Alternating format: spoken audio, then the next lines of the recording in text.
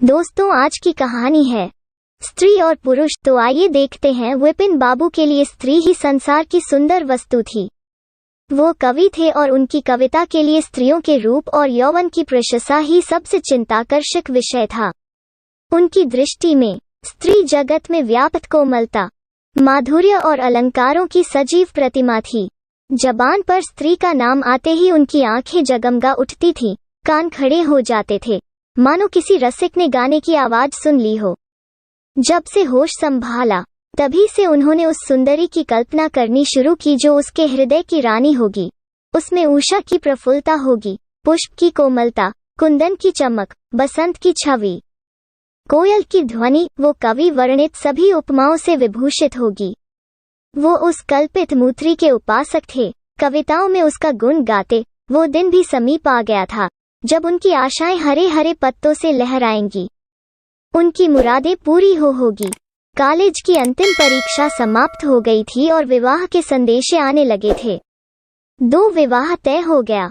विपिन बाबू ने कन्या को देखने का बहुत आग्रह किया, लेकिन जब उनके मानमू ने विश्वास दिलाया कि लड़की बहुत ही रूपवती है, मैंने अपनी आंखों से देखा है, तब वो राजी हो गए।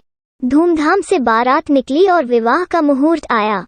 वधू आभूषणों से सजी हुई मंडप में आई तो विपिन को उसके हाथ पांव नजर आए। कितनी सुंदर उंगलियां थीं, मानो दीप शिखाएं हो। अंगों की शोभा कितनी मनोहारिणी थी। विपिन फूले न समाये। दूसरे दिन वधू विदा हुई तो वो उसके दर्शनों के लिए इतने अधीर हुए कि ज्यों ही रास्ते में कहारों ने पालकी रखकर मुंह हाथ धोना शुरू किया, आप चुपके से वधू के पास जा पहुंचे। वो घूंघट हटाए, पालकी से सिर निकाले बाहर झांक रही थी। विपिन की निगाह उस पर पड़ गई। यह वो परम सुंदर रमणी न थी जिसकी उन्होंने कल्पना की थी, जिसकी वो बरसों से कल्पना कर रहे थे। यह एक चौड़े मुंह, चिपई नाक और फुले हुए गालों वाली कुरूपा स्त्री थी। रंग गोरा था, पर उसमें लाली के बदले सफेदी थी। और फिर रंग कैसा ही सुंदर हो, रूप की कमी नहीं पूरी कर सकता। विपिन का सारा उत्साह ठंडा पड़ गया। हाँ, इसे मेरे ही गले पड़ना था। क्या इसके लिए समस्त संसार में और कोई न मिलता था? उन्हें अपने मानमू पर क्रोध आया जिसने वधू की तारीफों के पुल बांध दिए थे। अगर इस वक्त वो मिल जाते तो विपिन उनकी ऐसी खबर लेता कि वह भी याद करते। जब कहारों ने फिर पालकियां उठाईं तो विपिन मन में सोचने लगा, इस स्त्री के साथ कैसे मैं बोलूंगा, कैसे इसके साथ जीवन काटूंगा। इसकी ओर तो ताकने ही से घृणा होती है। ऐसी कुरूपा स्त्रियां भी संसार में हैं, इसका मुझे अब तक पता न था। क्या मुंह ईश्वर ने बनाया है, क्या आंखें हैं। मैं और सारे ऐबों की ओर से आंखें बंद कर लेता, लेकिन वो चौड़ा सा मुंह। क्या तुम्हें मुझी पर यह वज्रपात करना था? 3 विपिन हो अपना जीवन नरक सा जान पड़ता था। वो अपने मानमू से लड़ा, ससुर को लंबा खर्रा लिखकर फटकारा, माँ बाप से हुज्जत की और जब इससे शांति न हुई तो कहीं भाग जाने की बात सोचने लगा। आशा पर उसे दया अवश्य आती थी। वो अपने का समझाता कि इसमें उस बेचारी का क्या दोष है। उसने जबरदस्ती तो मुझसे विवाह किया नहीं, लेकिन यह दया और यह विचार उस घृणा को न जीत सकता था जो आशा को देखते ही उसके रोम रोम में व्याप्त हो जाती थी। आशा अपने अच्छे से अच्छे कपड़े पहनती, तरह तरह से बाल संवारती, घंटों आईने के सामने खड़ी होकर अपना श्रृंगार करती, लेकिन विपिन को यह शुतुर्मुझ से मालूम होते। वो दिल से चाहती थी कि उन्हें प्रसन्न करूं, उनकी सेवा करने के लिए अवसर खोजा करती थी, लेकिन विपिन उससे भागा भागा फिरता था। अगर कभी भेंट हो जाती तो कुछ ऐसी जली कटी बातें करने लगता कि आशा रोती हुई वहां से चली जाती। सबसे बुरी बात यह थी कि उसका चरित्र भ्रष्ट होने लगा। वो यह भूल जाने की चेष्टा करने लगा कि मेरा विवाह हो गया है। कई दिनों का आशा को उसके दर्शन भी न होते। वो उसके कह कहे की आवाजें बाहर से आती हुई सुनती, झरोखे से देखती कि वो दोस्तों के गले में हाथ डाले सैर करने जा रहे हैं और तड़प कर रह जाती। एक दिन खाना खाते समय उसने कहा, अब तो आपके दर्शन ही नहीं होते, मेरे कारण घर छोड़ दीजिएगा क्या? विपिन ने मुंह फेर कर कहा, घर ही पर तो रहता हूँ। आजकल जरा नौकरी की तलाश है, इसलिए दौड़ धूप ज्यादा करनी पड़ती है। आशा, किसी डॉक्टर से मेरी सूरत क्यों नहीं बनवा देते? सुनती हूँ आजकल सूरत बनाने वाले डॉक्टर पैदा हुए हैं। विपिन, क्यों नाहक चिढ़ती हो? यहाँ तुम्हें किसने बुलाया था? आशा, आखिर इस मर्ज की दवा कौन करेगा? विपिन, इस मर्ज की दवा नहीं है। जो काम ईश्वर से ने करते बना उसे आदमी क्या बना सकता है? आशा, यह तो तुम ही सोचो कि ईश्वर की भूल के लिए मुझे दंड दे रहे हो। संसार में कौन ऐसा आदमी है जिसे अच्छी सूरत बुरी लगती हो, किंतु तुमने किसी मर्द को केवल रूपहीन होने के कारण कुंवारा रहते देखा है। रूपहीन लड़कियां भी माँ बाप के घर नहीं बैठी रहती, किसी न किसी तरह उनका निर्वाह हो ही जाता है, उसका पति ऊपर प्राण ने देता हो। लेकिन दूध की मक्खी नहीं समझता। विपिन ने झुंझला कर कहा, क्यों नाहक सिर खाती हो? मैं तुमसे बहस तो नहीं कर रहा हूँ। दिल पर जबर नहीं किया जा सकता और न दलीलों का उस पर कोई असर पड़ सकता है। मैं तुम्हें कुछ कहता तो नहीं हूँ, फिर तुम क्यों मुझसे हुज्जत करती हो? आशा यह झिड़की सुनकर चली गई। उसे मालूम हो गया कि इन्होंने मेरी ओर से सदा के लिए हृदय कठोर कर लिया है। विपिन तो रोज सैर सपाटे करते, कभी कभी रात को गायब रहते। इधर आशा चिंता और नैराश्य से घुलते घुलते बीमार पड़ गई, लेकिन विपिन भूलकर भी उसे देखने न आता, सेवा करना तो दूर रहा। इतना ही नहीं, वो दिल में मानता था कि वो मर जाती तो गला छुटता, अब की खूब देखभाल कर अपनी पसंद का विवाह करता। अब वो और भी खुल खेला। पहले आशा से कुछ दबता था, कम से कम उसे यह धड़का लगा रहता था कि कोई मेरी चाल ढाल पर निगाह रखने वाला भी है। अब वो धड़का छूट गया।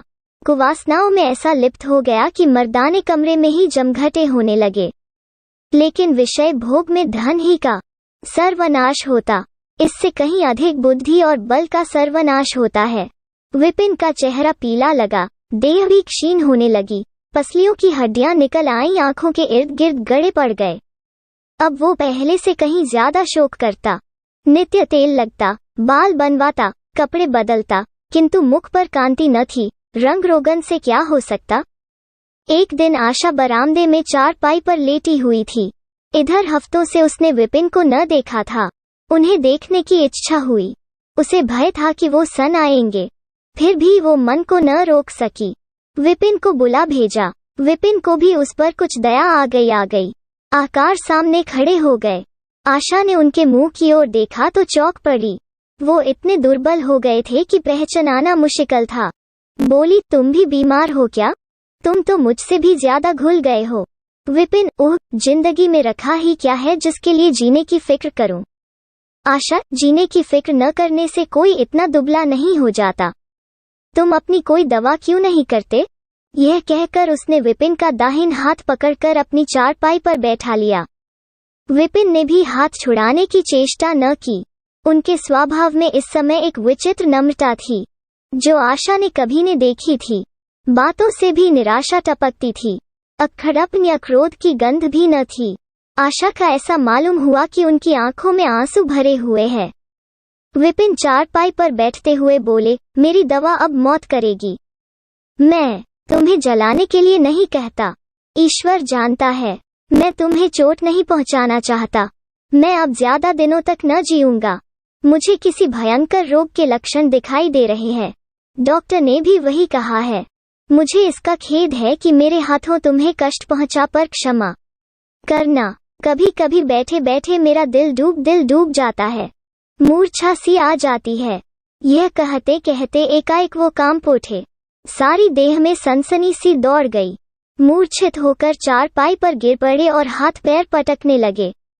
मुंह से फिचकुर निकलने लगा। सारी देह पसीने से तर हो गई। आशा का सारा रोग हवा हो गया। वो महीनों से बिस्तर न छोड़ सकी थी, पर इस समय उसके शिथिल अंगों में विचित्र स्फूर्ति दौड़ गई। उसने तेजी से उठकर विपिन को अच्छी तरह लेटा दिया और उनके मुख पर पानी के छींटे देने लगी। महरी भी दौड़ी आई और पंखा झलने लगी, पर भी विपिन ने आंखें न खोली। संध्या होते होते उनका मुंह टेढ़ा हो गया और बायां अंग शून्य पड़ गया। हिलाना तो दूर रहा, मुंह से बात निकालना भी मुश्किल हो गया। यह मूर्छा न थी, फालिज था। 5 फालिज के भयंकर रोग में रोगी की सेवा करना आसान काम नहीं है। उस पर आशा महीनों से बीमार थी, लेकिन उस रोग के सामने वो पनाह रोग भूल गई। 15 दिनों तक विपिन की हालत बहुत नाजुक रही। आशा दिन के दिन और रात की रात उनके पास बैठी रहती, उनके लिए पथ्य बनाना, उन्हें गोद में संभाल कर दवा पिलाना, उनके जरा जरा से इशारों को समझाना उसी जैसी धैर्यशाली स्त्री का काम था। अपना सिर दर्द से फटा करता, ज्वर से देह तपा करती, पर इसकी उसे जरा भी परवाह न थी। 15 दिनों बाद विपिन की हालत कुछ संभली। उनका दाहिना पैर तो लूंज पड़ गया था, पर तोतली भाषा में कुछ बोलने लगे थे। सबसे बुरी गत उनके सुंदर मुख की हुई थी। वो इतना टेढ़ा हो गया था जैसे कोई रबर के खिलौने को खींचकर बढ़ा दे। बैटरी की मदद से जरा देर के लिए बैठे या खड़े तो हो जाते थे, लेकिन चलने घटाव फिरने की ताकत न थी। एक दिनों लेटे घटाव लेटे उन्हें क्या ख्याल आया, आईना उठाकर अपना मुंह देखने लगे। ऐसा कुरूप आदमी उन्होंने कभी न देखा था। आहिस्ता से बोले, घटाव घटाव आशा, ईश्वर ने मुझे गरूर की सजा दे दी। वास्तव में मुझे यह उसी बुराई का बदला मिला है जो मैंने तुम्हारे साथ की। अब तुम अगर मेरा मुंह देखकर घृणा से मुंह फेर लो तो मुझे से उस दुर्व्यवहार का बदला लो जो मैंने तुम्हारे साथ किए है। आशा ने पति की ओर कोमल भाव से देखकर कहा, घटाव घटाव, मैं तो आपको अब भी उसी निगाह से देखती हूँ। मुझे तो आप में कोई अंतर नहीं दिखाई देता। 6 विपिन घटाव घटाव, वाह, बंदर का घटाव सा मुंह हो गया है। तुम कहती हो कि कोई अंतर ही नहीं। मैं तो अब कभी बाहर न निकलूंगा। ईश्वर ने मुझे सचमुच दंड दिया। बहुत यत्न किए गए पर विपिन का मुंह सीधा न हुआ। मुख्य का बायां भाग इतना टेढ़ा हो गया था कि चेहरा देखकर डर मालूम होता था। हाँ, पैरों में इतनी शक्ति आ गई कि अब वो चलने घटाव फिरने लगे। आशा ने पति की बीमारी में देवी की मनौती की थी। आज उसी की पूजा का उत्सव था। मोहल्ले की स्त्रियां बनाव घटाव सिंगार किए जमा थीं। गाना घटाव बजाना हो रहा था। एक सहेली ने पूछा, घटाव घटाव क्यों आशा, अब तो तुम्हें उनका मुंह जरा भी अच्छा न लगता होगा।